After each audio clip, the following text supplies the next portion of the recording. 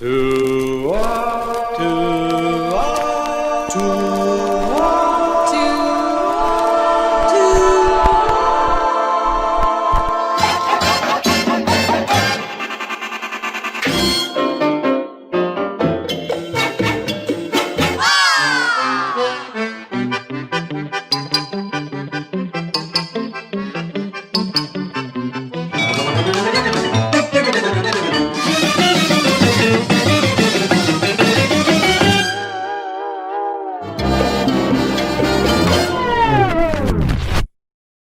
¿Qué tal? ¿Cómo están? Bienvenidos, bienvenidas a una actividad más de este Festival Cultural Juan García Esquivel del Instituto Politécnico Nacional. Una vez más les saluda Daniel Barajas Romero, que en esta ocasión tengo el placer de recibir y platicar con la maestra Ingrid Guadalupe Hernández Gómez, quien es jefa de comunicación educativa del Museo del Templo Mayor, maestrante del posgrado en Museología de la ENCRIM y psicóloga educativa por la UPN. Por su trabajo de titulación, Inclusión de Personas con Discapacidad Visual, Museos de Historia y Arte de la Ciudad de México, recibió la mención honorífica del Premio Miguel Covarrubias en los premios INA 2018 y ganó el cuarto concurso de tesis sobre el fenómeno discriminatorio en la Ciudad de México del COPRED. ¿Cómo está, maestra? Bienvenida a este espacio. Hola Daniel, buenos días, ¿cómo estás? Bien, gracias. Muchas gracias por la invitación. Muchas gracias a usted por acompañarnos y compartir un poquito de su quehacer. Ya desde lo que vemos es que desde la formación, desde la etapa formativa, desde la etapa de la educación, pues tiene este interés en la inclusión y por lo tanto creo que nos va a aportar mucho en este tema. Pero cuéntenos particularmente desde su perspectiva, el museo como espacio de educación no formal, ¿qué alcances tiene para fomentar la inclusión? La verdad es que sí, justo, fue en el periodo universitario cuando decidí incorporarme y fue justo desde la educación no formal que yo vi un puente de posibilidades, un espacio muy amplio para empezar a trabajar el tema de discapacidad particularmente. Yo entiendo y entendamos también que la inclusión es un tema muy amplio en el cual entran muchos grupos, ¿no? Podemos hablar de mujeres, podemos hablar de personas con discapacidad, podemos hablar de situaciones de género, etcétera, etcétera, ¿no?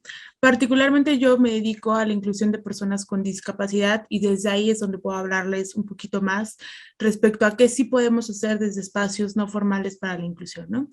Considero que justamente el entender que existen muchos espacios de formación, ¿no? Que no solamente el espacio de formación es la escuela, es la parte tradicional que conocemos, y entender que existen otros lugares en donde podemos aprender, compartir, enseñar, etcétera, etcétera, nos ha permitido entonces posicionar estrategias en las cuales estos grupos que por N cantidad de situaciones han sido excluidos, nosotros tenemos como ahí un trabajo pendiente y desde los museos particularmente hemos sido cada vez más conscientes de eso.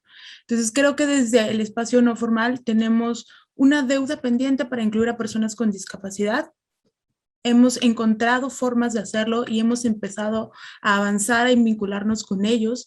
Hemos empezado a ser más conscientes de cuáles son estas estrategias, ¿no? Al final, la educación no formal nos permite generar ciudadanos mucho más conscientes, mucho más reflexivos, ciudadanos que entienden sus realidades y desde ahí las atienden, ¿no? Que si bien la educación formal sirve para formar, para educar, para compartir saberes teóricos, la educación no formal va a permitir a una sociedad ser cada vez más sensible a toda la situación, ¿no? Cuando, por ejemplo, hablamos de los pilares, hablamos, o sea, de desarrollo humano, hablamos de educación, de trabajo, de salud, y muy recientemente hemos incluido en estos pilares a la cultura. Y es ahí donde la cultura y la educación no formal se vinculan de una manera muy clara y muy precisa. Entonces, creo que desde ahí sí tenemos un trabajo muy claro que hay que hacer, no solamente en espacios museísticos, sino en todo lo que implica la educación no formal. Entendamos, por ejemplo, las bibliotecas, el teatro, el cine, la literatura, que también son espacios en donde hace falta generar cada vez más estrategias para que estos colectivos se sientan parte de, ¿no? Y claramente hacerlo desde ellos, o sea, no desde nosotros que sabemos mucho, que leemos mucho, sino más bien respondiendo y atendiendo a lo que realmente les interesa y la forma en la cual ellos se pueden vincular. Entonces, creo que desde ahí sí hay una situación que cada vez se va resolviendo mejor, ¿no? O sea, cada vez hemos encontrado que la idea de educación no formal no solamente recae sobre estos espacios que de origen son no formales como el museo o la biblioteca, sino también espacios formales como las instituciones, las escuelas, las universidades, también han entendido que también tienen parte de esta chamba que es no formal y que también tienen labor que hacer para poder incluir a las personas con discapacidad dentro de sus actividades y dentro de su proyecto, ¿no? También no solamente incluir a las personas con discapacidad, sino también generar profesionistas cada vez más conscientes de eso. Al final son también los profesionistas de instituciones formales quienes generan estos espacios de educación no formal. Entonces, si desde ahí y empezamos a entender que son todos estos espacios formales e informales y de todo tipo quienes están generando estos ciudadanos que están abriendo espacios de educación no formal para personas con discapacidad, entonces podremos generar estrategias mucho más conscientes, mucho más empáticas y como dándole en el clavo de lo que necesitamos hacer. Entonces creo que desde ahí es donde podría yo hablarte de la inclusión de personas con discapacidad en espacios no formales. Ok. El espacio del museo, por ejemplo, en el que tú trabajas incluso, podrías ejemplificarlo si quieres, cómo fomenta los derechos culturales. Híjoles, es que hablar de derechos culturales es un tema también reciente en realidad. Hay que ser conscientes de eso, que hablar de derechos culturales es un tema muy reciente y hablar de derechos culturales para las personas con discapacidad es aún más reciente, ¿no? Si la idea de derechos culturales para el público en general es un tema que ha quedado pendiente, ¿no? Pensemos en zonas marginadas, en zonas de bajos recursos, donde la cultura es algo que está como aún más lejano. Ahora pensemos que en esos espacios también existen grupos que son todavía más excluidos, ¿no? Entonces, hablar de derechos culturales sí tiene que ver con acceder a estos espacios, pero también entender que la inclusión son niveles, ¿no? Como que cuando hablamos de inclusión también hay ciertos conceptos que se pueden como malentender. El más obvio o el más común es hablar de inclusión y ay, se me fue el nombre, perdóname, de integración. Hablar de inclusión y hablar de integración. ¿Qué pasa cuando hablamos de integración? Generamos mecanismos o generamos alguna estrategia para que ese grupo o ese colectivo pueda formar parte de este espacio, pero en general no generamos estrategias para que estos colectivos sean parte de estos procesos, ¿no? Entonces, cuando se habla de derechos culturales, casi siempre se confunde con una cosa de integración de estos colectivos o de estas personas a los espacios culturales.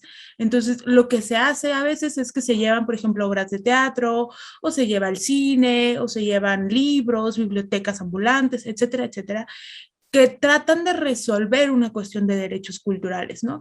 Pero que no trastocan el fondo, que el fondo es cómo hago de esto una cosa cotidiana de las personas, que ellos decidan y que ellos tengan una gama de oportunidades para las cuales acceder.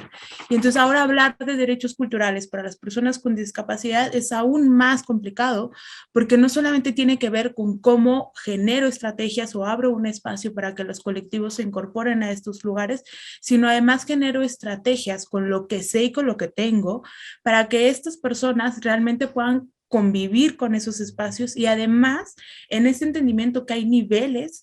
El primero y el más básico es esto, ¿no? Como abrir las puertas. Pero después tenemos que generar estrategias para que la gente pueda interactuar, o sea, pueda realmente interactuar y no sea un agente cultural pasivo o alguien que está solamente recibiendo información, sino alguien que pueda empezar a dialogar con eso que le estamos brindando. Y el último y el más complicado es hacer que estos colectivos empiecen a formar parte de las estructuras, ¿no?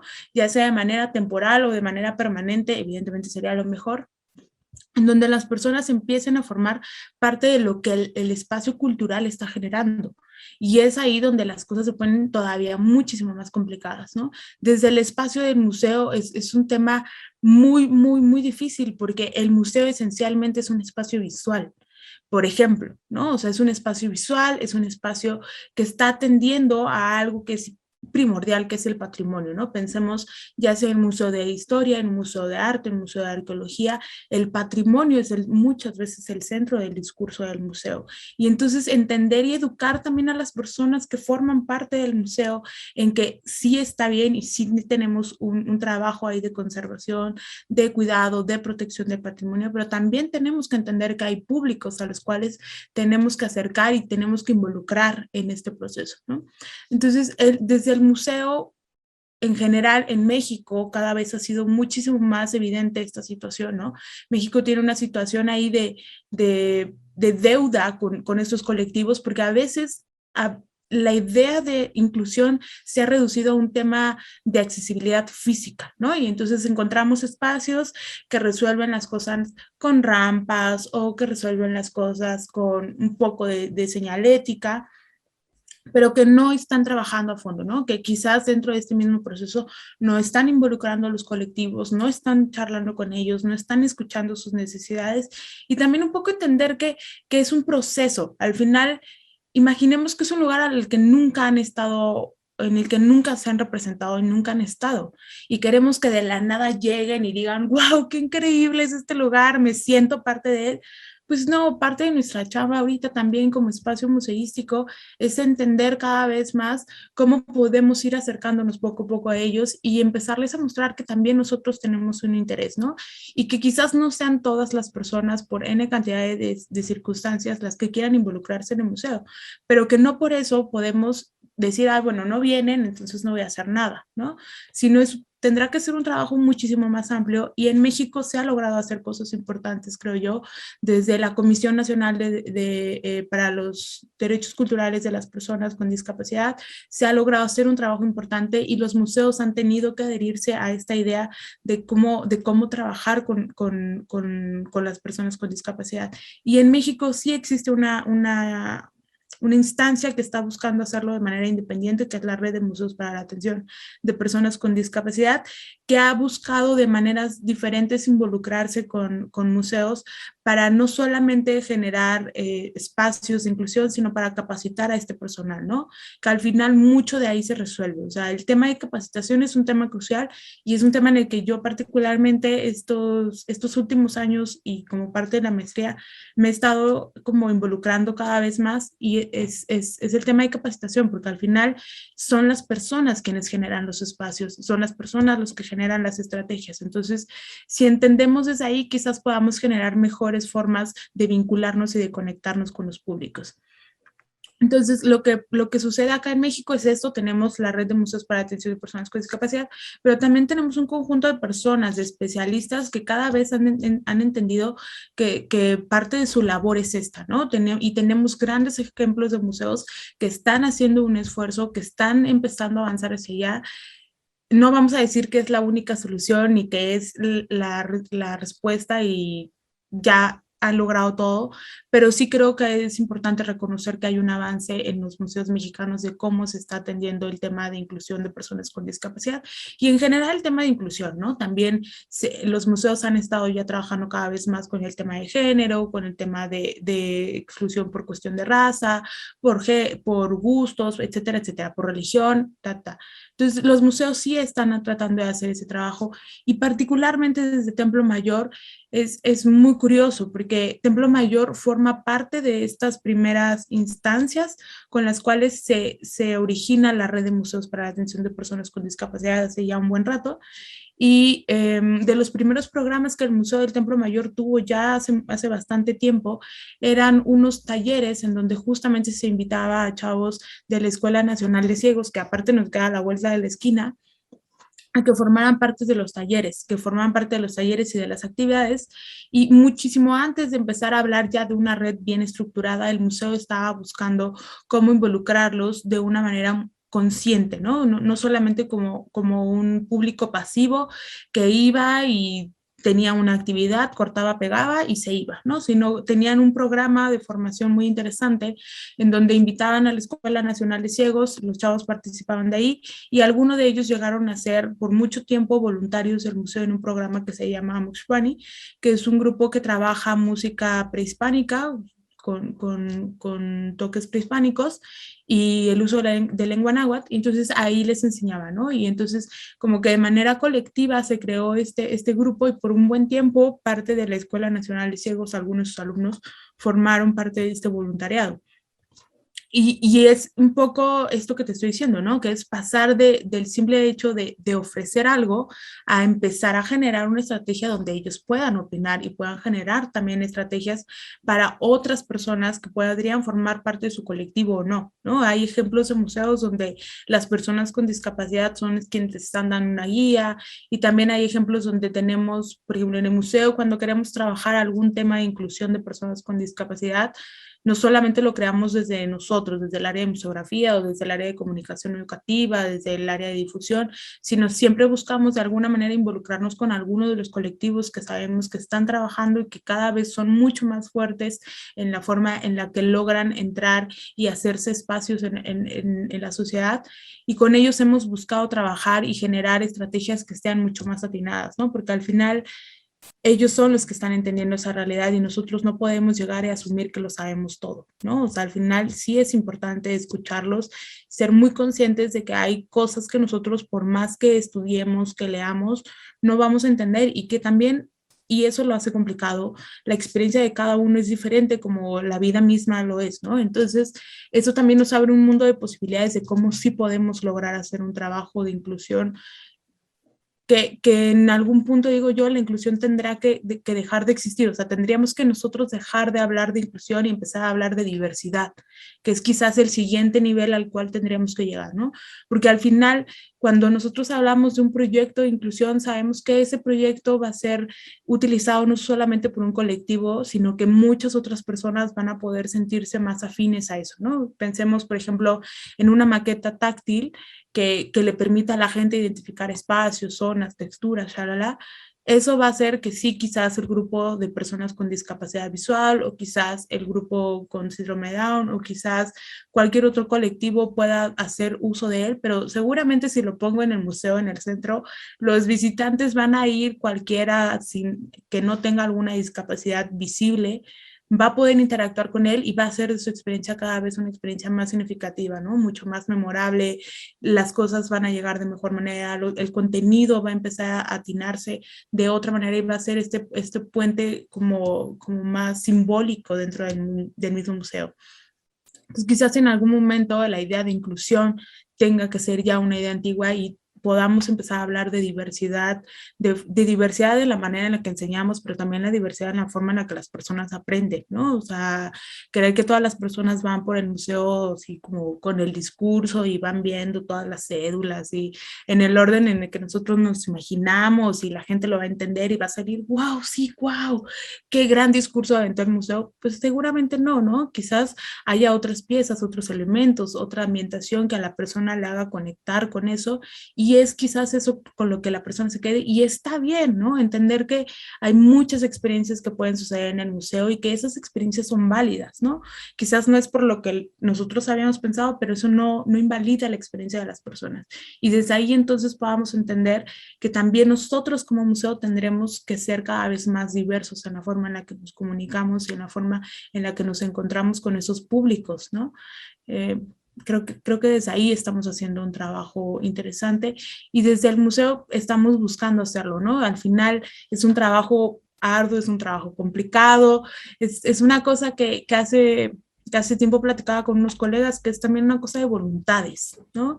Al final, lo que te decía, el museo y cualquier espacio formal o no formal es un espacio de voluntades hecho por personas, y entonces, en tanto que somos esas personas, somos nosotros quienes estamos generando el espacio, tenemos que lograr encontrar y empatar con nuestros colegas y decir, oye, ¿sabes qué? Hagamos de este espacio un espacio más diverso en la forma en la que nos comunicamos. Entonces, desde el museo sí lo hemos estado intentando cada vez más. Afortunadamente tenemos un equipo de museografía que está interesado en trabajar en el tema, ¿no? Y que hemos logrado y hemos buscado la manera de hacer de esto un trabajo muchísimo más homogéneo, más estructurado, más como un equipo, ¿no? Que va avanzando en conjunto. Pero también desde el museo hay que entender que hay muchísimas otras como espacios que no necesariamente dependen del museo, ¿no?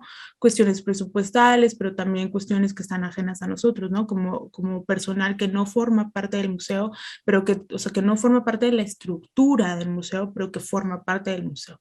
Y que también tiene que tener un proceso de capacitación o de formación para ser cada vez más sensible o consciente, diría yo, de este mismo proceso y dejar de lado un poco también la idea tradicional de inclusión o de incorporación de las personas con discapacidad, que es una cosa súper asistencialista, que es como, wow, no, pobres, vamos a abrirles aquí y cada vez que vengan, no, o sea, a ver, o sea, es un público y hay que sí generar estrategias, pero al final esta idea asistencialista o de compasión tampoco hace que sea tu experiencia, wow, la más impresionante, ¿no? Sino hay que entender eso, ¿no? Hay que entender que hay muchas formas de comunicarnos y hay que formar a nuestro público y a nuestras personas, a nuestro equipo, desde esa misma lógica, porque en ese sentido, ellos, aunque no sepan, por ejemplo, lengua de señas o braille, sí van a ser personas muchísimo más conscientes y entonces muchísimo más empáticas con los públicos y eso al final es un beneficio tanto para los públicos con discapacidad como para los no públicos con discapacidad, ¿no? Entonces, eso creo que es un tema que va desde ahí, ¿no? Excelente, excelente, muy interesante, la verdad, maestra Ingrid, todo lo que nos ha comentado. Tengo ahí un par de dudas. Esta red de museos para la atención de personas con discapacidad, no sé si lo comenté bien. Cuéntanos un poquito cómo se formó, cuál es el alcance, con quién están trabajando. Bueno, eso. La red para la inclusión de personas con discapacidad en espacios culturales es una red que ya tiene un par de años y creo que es interesante que la gente la conozca en tanto que es una red que se ha hecho de personas que trabajan en museos, ¿no? Y que es independiente, o sea, no forma parte de la Secretaría de Cultura, o sea, no es algo institucional desde ahí, ¿no? Sino es un grupo de personas que trabajan en museos que han decidido generar esta red y que han decidido ir generando un espacio en los cuales los museos puedan como ir vaciando esta información, estas ideas y al mismo tiempo desde ahí surjan nuevos planteamientos, ¿no? Lo más fácil o lo que la mayoría de los museos hacen es que se vinculan a la red hace como esta invitación. Si alguien del museo, si algún museo tiene alguna actividad en particular que le gustaría presentar o promover, ese se vuelve un espacio como de foro en el cual tanto los colectivos de personas con discapacidad como los espacios museísticos pueden encontrar ahí como una cartelera de opciones, ¿no? Además de esto, la red ha buscado vinculaciones con algunas otras instancias para generar cursos de capacitación para que la propia gente de museo pueda estar cada vez mejor formada. Lo que te decía, al final la red surge de voluntades, ¿no? O sea, imaginen una persona que trabaja en un museo, que lleva el área de comunicación educativa o que lleva el área de difusión, que tiene que resolver todo su trabajo del museo y en algún punto dentro de que resuelve todo el trabajo del museo y su vida personal, dentro de esos dos ámbitos, ¡fum!, tiene que atender cuestiones de la red de museos. Entonces, eso evidentemente lo hace complicado, o sea, muy complicado, pero es una red que ha buscado no morir en esta avalancha de cosas y de trabajo, ¿no? Ha buscado estar presente y cada vez ser más estructurada, más formada. El Museo del Templo Mayor forma parte de estos museos que están como vinculados con la red de museos. Hemos estado buscando hacia los últimos años tener una vinculación muchísimo mejor con esta red de museos para generar también programas mucho más estratégicos. Lo que sí es que desde el museo nos hemos vuelto más exigentes con la forma en la que generamos nuestros contenidos en general, ¿no? O sea, no solamente lo que hacemos para ciertos colectivos, sino en general hemos estado siendo como más conscientes de lo que queremos hacer y de la manera en la que queremos hacerlo. Entonces, buscamos proyectos que nos permitan tocar desde diferentes niveles con los colectivos y desde ahí hemos empezado desde nosotros, ¿no? Desde nosotros y empezar entonces ahora sí una vinculación como más eficaz con estos colectivos, con la red, con otros museos que también sabemos que están trabajando temas y que les interesa y que a veces lo que sucede también un poco con el tema de discapacidad y que, o sea, y que la red quizás es ahí una cosa que se puede fomentar cada vez mejor, es un tema de memoria, ¿no? Como que sabemos que en museos ha existido el trabajo de inclusión, sabemos que hay personas, agentes, museos, instancias, shalala, que han logrado ir avanzando en este proceso, pero hay poco de un repositorio que esté haciendo ese trabajo, ¿no? Que esté congregando todo ese trabajo y que esté haciendo una reflexión de eso. De repente, cuando escuchamos sobre inclusión de personas con discapacidad, y sucede muchísimo en foros de especialistas, de colegas, es como, wow, yo trabajé con este grupo y fue maravilloso y fue increíble y todo es muy conmovedor, ¿no? Pero después, o sea, la parte reflexiva, la parte que nos toca de reflexión, de cuestionar, de evaluar también estos mismos procesos, es de repente algo que está complicado, ¿no? Entonces, y que tiene que ver con esto mismo que te decía, o sea, atiende todas las cosas del museo, tu vida social en medio de la red y luego evalúa y luego, o sea, como todo ese tipo de cosas. Entonces, pero sí lo hemos estado haciendo, ¿no? Afortunadamente también las universidades, sus profesionistas están siendo cada vez más conscientes de eso y entonces están formando, por ejemplo, esto, ¿no? Chavos de, por ejemplo, de la UPN, de la UNAM, que están haciendo trabajo de psicología, de pedagogía, de turismo, que están entendiendo que hay también que hacer esta investigación, ¿no? Y ese es un gran escaparate, ¿no? Es un gran escaparate que los chavos, tanto de licenciatura como de maestría, empiecen a encontrar estos espacios y empiecen a hacer un análisis, un estudio formal de estos procesos de inclusión y hacerlo cada vez de mejor manera, ¿no? Y luego encontrar instancias como el COPRED, como el INDEPEDI, que están justamente poniendo el ojo en estos trabajos y están fomentándolo, están apoyándolo, están dándole espacio, voz y foro, pues lo hace muchísimo mejor. Entonces, desde ahí quizás es un poco lo que nos toca hacer a nosotros como museo en vinculación con la red, ¿no? Hacer de la red no solamente un espacio de cartelera y no solamente un espacio donde se ofertan cursos para los propios profesionistas, sino también ser un espacio de investigación y de reflexión teórica, dura también, atinada a la realidad y cada vez más consciente de qué está sucediendo, ¿no? Como cada vez más analítica de todos estos procesos, porque al final en ese análisis, en esa reflexión es donde aprendemos. O sea, seguramente lo que nosotros hicimos hace 10 años, cuando hacíamos esto de vincular a la Escuela Nacional de Ciegos con el museo, pues seguramente alguien lo hizo hace 5 años o hace 8 o hace 3 y de repente al no tener nosotros esta memoria por escrito y esta reflexión abierta a todo el mundo, como que pareciera que no hay una historia, ¿no? No hay una historia de este proceso y si lo investigas, cuando yo hice la tesis de licenciatura que estaba buscando qué habían hecho los museos para atender a personas con discapacidad, yo me daba de topes en la cabeza porque no encontraba, o sea, no encontraba, pero sabía que había un buen de gente porque yo ya los había escuchado en alguna conferencia, en algún foro, los había visto, pero no encontraba un texto escrito que estuviera atendiendo esto, ¿no? Y que le sucede en general al tema de inclusión, pero que también le sucede en muchos otros temas, ¿no? O sea, no voy a decir que es el único problema o somos los únicos que lo tienen, pero crear profesionistas que cada vez vayan entendiendo mejor este tema nos hará hacer de estos espacios como lugares mejores, ¿no? Lugares mejores de reflexión, de análisis y entender también, por ejemplo, a veces es bien fácil comparar lo que se hace de inclusión y de accesibilidad en España, en Francia, en Colombia, en muchos otros lugares y pareciera que ellos están haciendo muchísimas cosas, ¿no? Que wow, están en otro nivel y seguramente sí están avanzando muchísimo, pero también nosotros tenemos una historia que poco hemos rescatado, ¿no? Poco hemos rescatado y claro, como ellos lo tienen escrito, tú buscas y te va a salir un montón de textos que tienen allá, o sea, pero un montón. Y cuando buscas en México hay bien poquito, pero no es porque no se haya hecho, ¿no? Sino porque no nos hemos sentado a escribir. Entonces, desde ahí sí creo que es un trabajo importante y generar esos foros también, ¿no? Espacios donde queden guardadas las entrevistas, donde queden guardados los conversatorios, las reflexiones que se están haciendo de manera colectiva.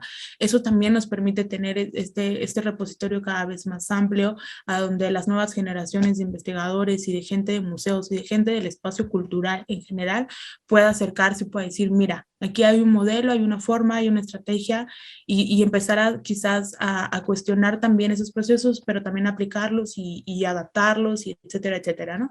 Porque al final es eso, ¿no? Lo que hacemos en el museo seguramente se puede aplicar a muchos otros espacios culturales, ¿no? Estos centros comunitarios, los faros, los pilares, que también son espacios de educación no formal en los cuales también hay que incluir a las personas con discapacidad y a muchos otros colectivos, y de repente no sabemos de dónde partir y encontrar estos textos, esta información que ha hecho el museo, pues puede servirles a ellos también para empezar a reflexionar, ¿no? Y en general también a los espacios de educación formal, ¿no? Luego a nosotros se acercan profesores de educación básica que nos dicen, oye, es que yo tengo un grupo y yo quiero trabajar con ellos y no sé cómo hacerle, y el museo también puede hacer eso, ¿no? O sea, ayudar a estos profesores a generar del espacio del museo un espacio mucho más atractivo para sus públicos, para sus estudiantes, y entonces dentro de esos estudiantes también vamos a poder vincularnos con ellos, no de esta manera estricta y aburrida, sino desde esta idea de diversidad, y como las escuelas evidentemente ahora lo están haciendo parte de sí, la idea de diversidad, pues también el museo tiene que ir a la misma par, y entonces podemos hacer una mancuerna interesante, y más que pensarnos como espacios separados, pensarnos en espacios que se están apoyando hacia un objetivo común, que es generar mejores ciudadanos, ¿no? Cada vez más reflexivos, más conscientes de su propio entorno. Increíble, increíble las reflexiones, maestra Ingrid, en verdad. No me gustaría que nos vayamos sin que nos compartas cómo, dónde encontramos más información, tanto de la red primero y ahorita, ahorita otros puntos. La red de museos está en Facebook, ahí así la encuentran, Red de Museo para la Atención de Personas con Discapacidad. Creo que es un buen espacio para quienes están empezando a acercarse al tema, y en general para los colectivos es una gran manera. Nosotros también lo que hemos empezado a hacer desde el museo es a generar vinculaciones más cercanas o directas con ellos, ¿no? Buscamos trabajar con Paseo a Ciegas, con Inclusor, con instituciones o con colectivos que ya existen y que están buscando abrirse espacio. Entonces, ellos que están buscando abrirse espacio y nosotros que estamos buscando abrir esos espacios, pues apenas nos estamos encontrando en este proceso de construir discursos, ¿no? Al final, esa es la parte complicada, construir discursos museográficos y teóricos que estén entendiendo estos colectivos, ¿no?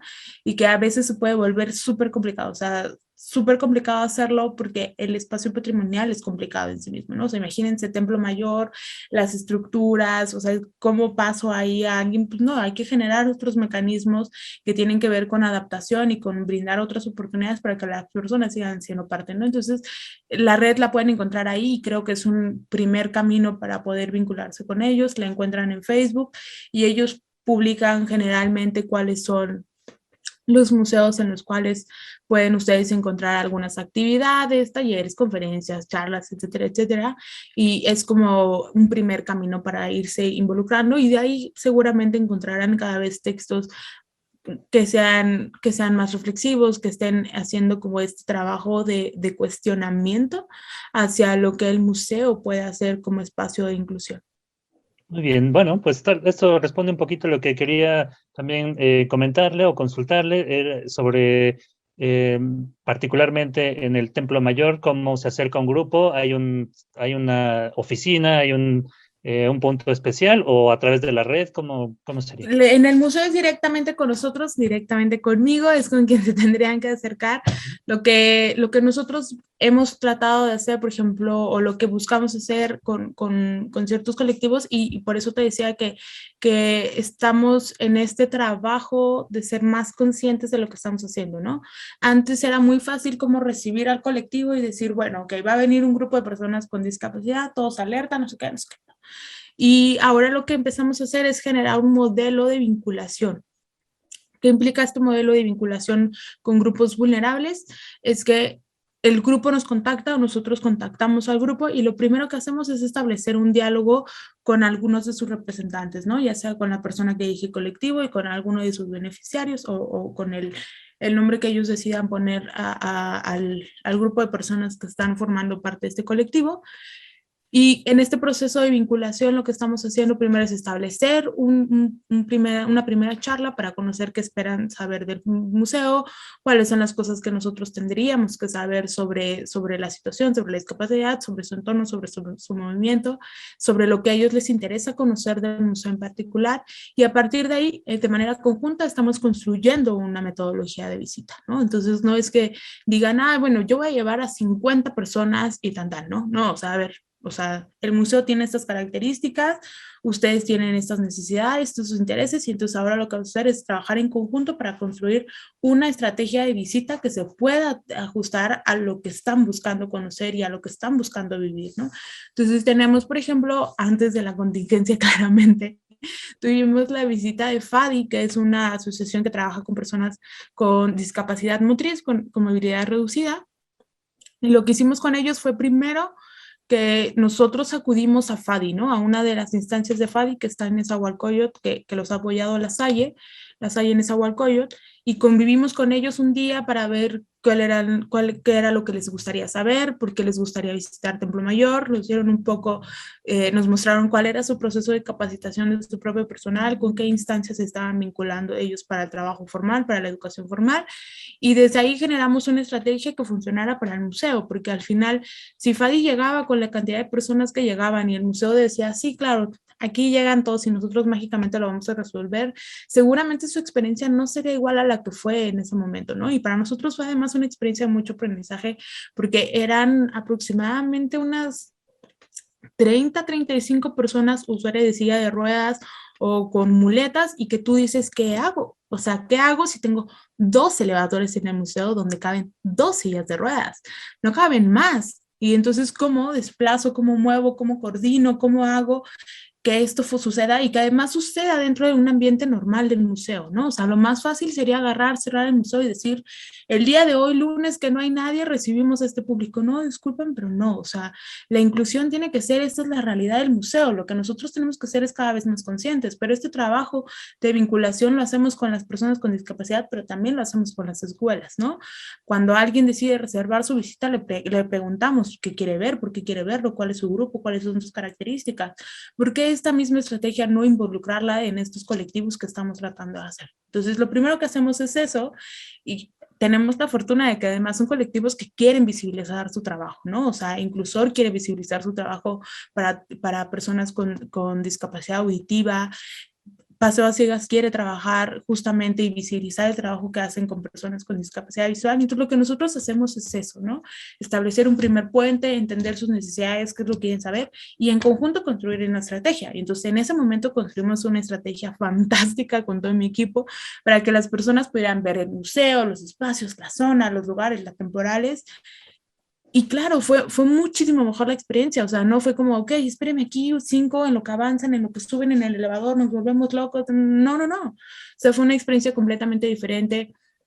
Pudimos conversar con ellos antes, durante y al final de todo el proceso, y saber también nosotros y estar abiertos a esta charla de, oye, o sea, esto fue como lo resolvimos el día de hoy, que quizás es la primera vez que nos sucede, pero ¿qué podríamos hacer para después, no? O sea, ¿qué podríamos hacer? Y no solamente qué podríamos hacer después para recibir grupos de personas con discapacidad como colectivo, sino ahora qué hacer para que estas estrategias que estamos haciendo para que funcionen en colectivos puedan funcionar cuando una persona así, solita, un día decida ir al museo. O sea, ¿qué estrategias tengo yo para que la persona con discapacidad visual, con Asperger, con síndrome de Down, o con discapacidad visual, o con discapacidad física, con discapacidad auditiva, un día que vaya al centro, decida y diga, en este museo yo sí puedo entrar, yo sí puedo ver, yo sí puedo conocer, yo sí puedo interactuar? Entonces, ese es el siguiente también nivel que tiene y que tenemos como deuda pendiente, ¿no? O sea, nosotros en el museo sabemos que lo tenemos pendiente, o sea, no va a decir que lo hemos resuelto todo, porque no es así, sabemos que nos falta un montón de trabajo, y en ese trabajo justo buscamos hacer eso, y por eso es que este trabajo que estamos haciendo con colectivos no solamente es recibirlo, sino generar una metodología que al final se pueda replicar en una forma para que la persona pueda visitar el museo de manera independiente, como lo podría hacer yo, como lo podrías hacer tú o cualquier persona que decida ir al museo, ¿no? Entonces, la forma en la que lo harían con el museo, todo esto para decirte que la forma en la que lo harían con el museo es dirigirse directamente al área de comunicación educativa. Nosotros tenemos un correo que es edutemplomayor@ina.gov.mx y ahí nos escriben y nos dicen que están interesados en una visita guiada para personas con discapacidad, para colectivo, para usted, para su escuela, para quien sea, y entonces ya nosotros organizamos y nosotros lo damos. El área de comunicación educativa tiene un grupo de asesores educativos y divulgadores educativos que buscan cada vez estar más capacitados ahora durante la contingencia, que nos fue súper difícil el trabajo de atender públicos y que empezamos a generar nuevas estrategias. Parte de esas estrategias fue que el equipo empezara a formarse dentro de estos mecanismos, ¿no? Entonces han tomado curso de lengua de señas o han tomado cursos de braille que les permitan hacer cursos, talleres, visitas guiadas, obras de teatro, materiales que estén atendiendo esta diversidad de posibilidades, ¿no? Y que además las estén atendiendo desde esta idea de diversidad. O sea, nosotros tuvimos, por ejemplo, un curso de taller de verano donde hablábamos sobre el Nepohualtzin, que es como un abaco prehispánico, y teníamos personas con discapacidad visual y personas sin discapacidad, o sea, chavos más bien. Estamos hablando de 14, 15 años más o menos, con discapacidad visual y sin discapacidad visual, porque al final pues de eso se trata la inclusión, ¿no? O sea, entender que hay muchas formas y que en esas múltiples formas de vincularnos y de comunicarnos, pues existen estas posibilidades de hacerlo desde diferentes estrategias, ¿no? Entonces, desde ahí va y la forma en la que la haríamos sería esa. Ustedes se pueden contactar ahí o nos pueden contactar a través de redes sociales del museo, que las pueden encontrar en Facebook, en Instagram, en YouTube y en Twitter también ahí estamos. Y ahí pueden encontrar todo el trabajo que estamos haciendo. Les digo, parte de ese trabajo que estamos haciendo es hacerlo como más reflexivo, como si una cosa menos de responder a la inmediatez y más de empezar a detenernos un poco, ¿no? Quizás sea un trabajo más lento, pero creemos que será más eficaz a largo plazo hacer todo este show de ir a visitarlos, platicar, a generar, hacer, y creemos que va a ser muchísimo mejor que solamente ir recibiendo a la gente como va cayendo, ¿no? Entonces, es un poco por ahí, ahí nos pueden encontrar y pues, se pueden contactar directamente conmigo, con todo mi equipo. Estamos como en toda la disposición de recibirlos. El museo ya está abierto, aún no se reactivan completamente las visitas guiadas porque el Museo del Templo Mayor tiene una situación de ser muy encerrado, y luego tenemos algunas cosas en la zona arqueológica que también pues se vuelven un poco complicado, pero ya, estamos en toda la disposición de recibirlos y de seguir compartiendo conocimientos y de seguir aprendiendo, ¿no? Que eso es una parte importante que tiene el museo, ¿no? No solamente creemos que podemos enseñar, formar o compartir, sino que podemos aprender. Y eso creo que podría ser la diferencia en muchísimos ámbitos. Excelente, en verdad le agradezco, maestra Ingrid, por esta charla, una perspectiva muy actual, muy necesaria también de lo que es la inclusión, muy acertado también todo lo que nos comentas, y pues te agradecemos sin más este tiempo que nos dedicas, esta charla, esta forma también de sensibilizar y también de reflexionar. La capacitación, ya queda claro, es el primer paso para seguir avanzando en estos temas, y pues creo que es una tarea que todos y todas tenemos, y lo ponemos ahora en un ejemplo, pues en un ámbito cultural, artístico, pero creo que es para cualquier ámbito de nuestra vida cotidiana, donde podemos aplicar todo esto que nos comenta, maestra. ¿Quiere agregar algo más? Pues no, solo agradecerles en realidad la invitación, el espacio que me parece pertinente, que me parece importante en cualquier momento.